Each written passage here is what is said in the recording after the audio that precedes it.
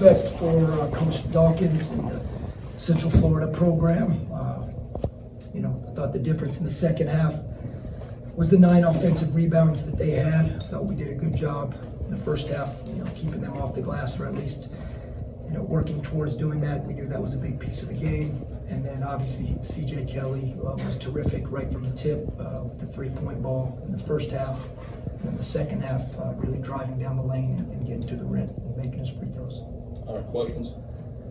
Coach, just how difficult was that? Y'all were right on the doorstep a couple of times, and he would get downhill and either get fouled, or if y'all got the miss, then they would get the rebound. Just execution. Yeah, just what we talked about in the locker room.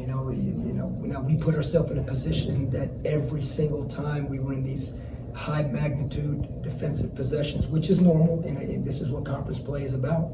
But some of the silly mistakes that we were making put you in a position where you have zero margin for error, and we don't have a whole lot as it is. And so now you're in a position where you need to get a stop. And when you do get a stop, late game, we went with a little bit more aggressive press. We wanted to force a quick shot. We were fortunate enough that they missed it. We don't get the rebound. We got a big stop in a one-possession game. We don't get the rebound, and they put it back in. So again, I really believe that that was a huge part of the second half. Their ability, I don't think we were very good or as good as we needed to be in the second half defensively. Surely not as good as we were in the first half. Maybe it's part of just the flow of the game and how the offense is going, but would you like to see Brandon maybe take some more shots too? I know he went 5 for 5, and I don't know. No, I think that's a good point. And, I think really what really hurt us in the first half is when Brandon, Ezra, and Javon were in foul trouble. But particularly in this game, Brandon and Ezra, I thought they were being pretty effective, both offensively and defensively. And that was a big deal because we had, I believe, a 7-point lead. And Brandon and Ezra both have to check out of the game with 2 fouls. And I contemplated keeping him, but this was a highly emotional and a very physical game. And I kind of saw this game coming down to the second half, and I thought that Brandon and Ezra, that we could maintain. And they went on a 5-0 run during that last stretch. So we had, I think, a 2-point lead at halftime. So I think foul trouble took a little bit away from Brandon in the first half. And then Central Florida is one of the elite defensive teams, not only in the conference, but in the country. So they are going to make adjustments not to let Brandon get open looks. They were there in the second half when he touched the ball.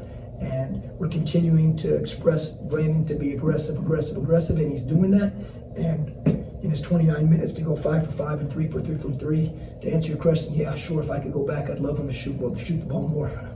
You mentioned highly emotional and physical game. When you have a game like that, is it kind of hard to get the players to kind of keep their composure and kind of focus on the task at hand? That's a great point. We talked about it before. We talked about it at shoot-around. We talked about it. And, but this is a competitive game. This is a high-intensity game. It's a very physical game. They're a physical team. We try and play physical. When I go back and watch the tape, I'll really be able to determine, stuff that happened. But I thought we did lose a little bit of our poise and composure a few times. Silly fouls that may not seem like something in the moment, but are sure end up being a byproduct of being in tough situations later. And I thought we put ourselves in that situation by letting the emotion get to us. Kind of just an off night for Javon, at least scoring the ball. And then why did he not start it as well? Javon and Jaden, both. We just had a team breakfast this morning, and they went on time. Just a punctuality thing. Again, they've been great all year. But there's certain team standards that we have, and they just fumbled one. And that's why they didn't start. As far as his game, I don't think it had anything to do with it.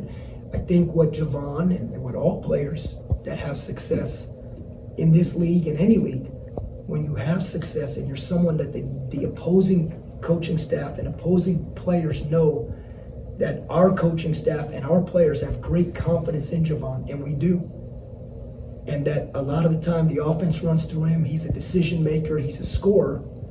He is going to get every other team's best effort, team defense-wise and individual defense-wise. And I think he saw that tonight.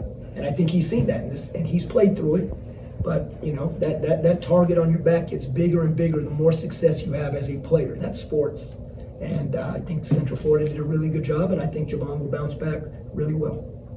Have you been able to tell Winston Tabs is kind of rounding back into basketball shape and form?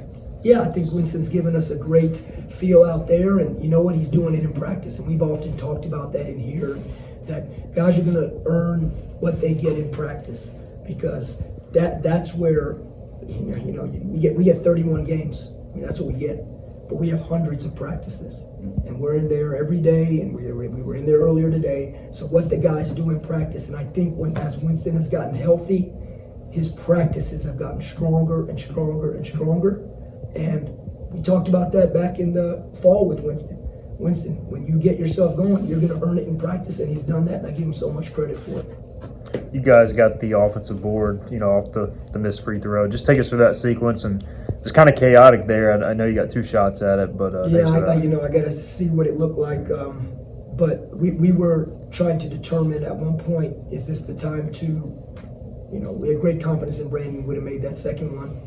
And now you're down 2. You got to try and get a steal. We don't have any timeouts. So you got to play the foul game, go down and come back. We just looked at it. We have stuff that we work on. The guys we knew, we called a play where we know, hey, we want to try and get a 3 right now. And the guys, I give them a lot of credit. They executed. We got the shot, and we actually ended up. It sounds like we ended up with 2. I know it was a kind of a mad scramble over there. Again, I got to see it, but that we just thought with 6 seconds left. At that moment, with the lineup we had in, with Brandon up there to execute that particular play, we thought we had a chance to get it, and but it just didn't go in. So did you see? I mean, or was it just so much chaos and you didn't have a good angle on it, or? Well, I saw the miss. I saw the scramble in deep corner. I think Winston got it. It was hard to tell, did he get a shot off or not for me from where I was, or was it just a scramble and then a loose ball? So I don't know what happened on that one, but obviously I saw the last shot, and it didn't go in. With Ezra, would you like to see him rebound the ball better? I think 1 rebound tonight, and he's got the size and explosiveness. Is that just kind of another learning moment for him? 100%. And we just talked about in there in the locker room, and we have high standards and expectations for Ezra, and I think every player should want that. And, that's an area that he knows he needs to be better, and we need him to be better because he's got the ability to do so. We need someone on that front line to go lock arms with Brandon the way Brandon's rebounding. And Ezra can do it, and he just got to lock in on that part of his game right now.